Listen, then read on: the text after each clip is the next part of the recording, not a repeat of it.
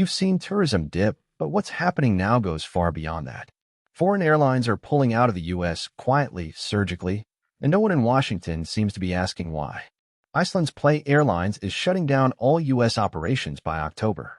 Every route gone from Stewart, Boston, and Baltimore. It's a total exit from a market they spent years building. At the same time, Air Canada is scrapping 5 U.S. routes for the winter: Detroit, Indianapolis, Minneapolis, Nashville, and Tampa.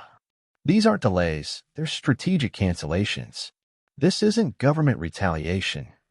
There are no sanctions, no political disputes.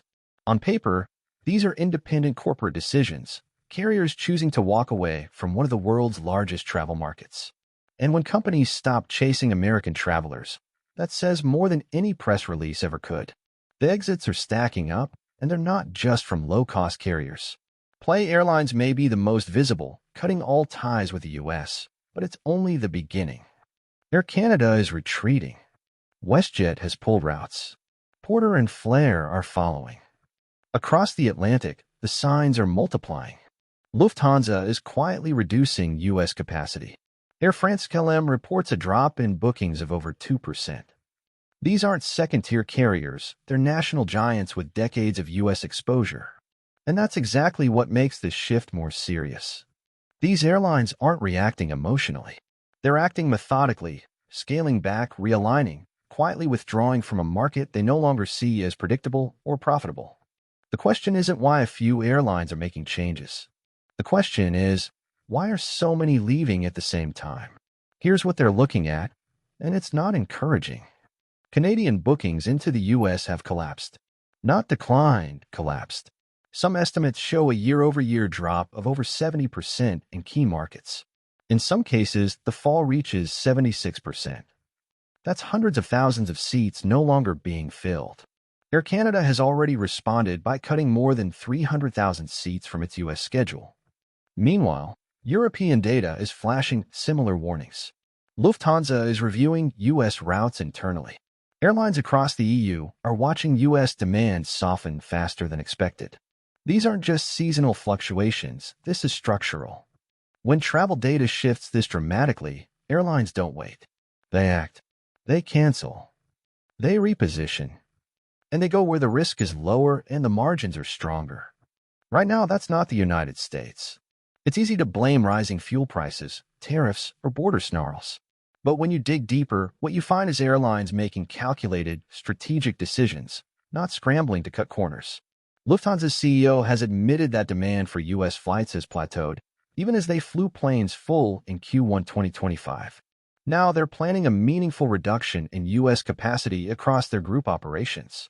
OAG data shows Canadian carriers have removed over 320,000 U.S.-bound seats through October 2025, while forward bookings have plunged over 70%. Put simply, there's no demand to justify the flights. This isn't fear-based downsizing. It's corporate pragmatism. When races go empty, boardrooms cut the route. The quiet retreat reflects cold business logic, not passing turbulence. These cuts aren't happening in isolation. They're rippling across entire economies. Revenue losses in U.S. border cities and tourism hubs are mounting. Canada to U.S. travel is down 70%, draining hotels and attractions, especially in key states and provinces. On the flip side, inbound travel from the U.S. to Europe remains steady. Air France-KLM is reporting a 2.1% rise, creating an imbalanced flow that benefits foreign economies. That one-sided pattern isn't just awkward, it's destabilizing. It leads to weaker local currencies, underperforming businesses near U.S. gateways, and pressure on jobs anchored to travel. So where are the planes going instead? The U.S. isn't the personal favorite of these airlines anymore. WestJet has already redeployed over 100 flights to Europe, adding frequencies to Dublin and Edinburgh. Air Canada is prioritizing internal Canadian and EU-bound connections. Star Alliance carriers, including Lufthansa, have started trimming long-haul capacity by up to 15%, reallocating jets to higher growth or lower-risk markets. Even Middle Eastern and Asian carriers are expanding their U.S.-bound capacity, exploiting the void. This is more than route optimization, it's a strategic realignment on the global aviation chessboard.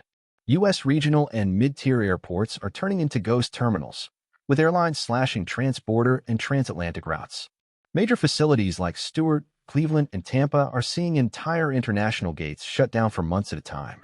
Airlines aren't just reducing flights, they're abandoning airport partnerships, cutting shared investments, and walking away from terminal real estate once considered strategic. In Stewart Airport's case, Iceland's Play was the sole international lifeline. With Play's retreat, the airport loses its last transatlantic link. For these cities, it's more than inconvenience, it's an economic shock. No flights mean no inbound spending, no hotel tax, no airport employment. And once a global carrier walks out, they don't come back easily. When flights disappear, economies feel it fast.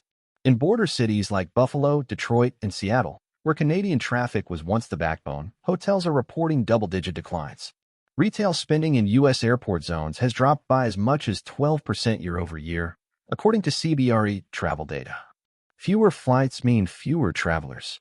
That means fewer rental cars, fewer restaurant bills, and millions in lost tourism taxes. Worse, it weakens the dollar in local economies that rely on foreign spending. It squeezes airport operators already facing cost overruns from terminal expansions meant to serve international carriers that are now walking away. This isn't just about airlines adjusting routes. It's about entire microeconomies unraveling. Here's the imbalance no one's talking about. Americans are still flying out. Europe-bound flights from U.S. carriers are actually up.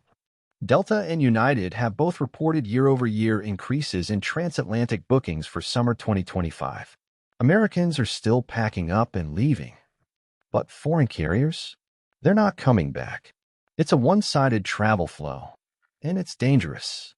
A healthy aviation ecosystem depends on balance, inbound and outbound travel, revenue sharing, and network integration. When one side dries up, the system cracks. And that's exactly what we're seeing now. As Americans continue to fly out, many don't realize just how many foreign carriers are quietly pulling the plug on a return trip. Let's talk about what this means on the ground, literally. When foreign carriers pull routes, they're not just leaving empty gates behind. They're pulling income out of airports, cities, and local job markets. Regional airports across the U.S., especially those that spent years building international capacity, are now left with underused terminals and downsized staff. Government data shows overseas visitors to the U.S. dropped by nearly 12% in March 2025. Flights from Europe are down by 17%. That's not a seasonal dip. That's a sustained retreat. Airlines like American aren't waiting to see if demand recovers. They've already cut major transatlantic routes: New York to Paris, Dallas to Frankfurt, Philadelphia to Zurich. These aren't fringe connections. These were core routes they once depended on. Even U.S. carriers are showing caution. Delta and United have withheld their full-year guidance because, right now, they don't have a reliable read on where this is going. That says a lot. And here's what makes this moment different. No one is forcing these cuts. This isn't a trade war or a political standoff. There are no government bans. These decisions are coming directly from the airlines themselves, based on internal risk assessments, profit models, and long-term planning.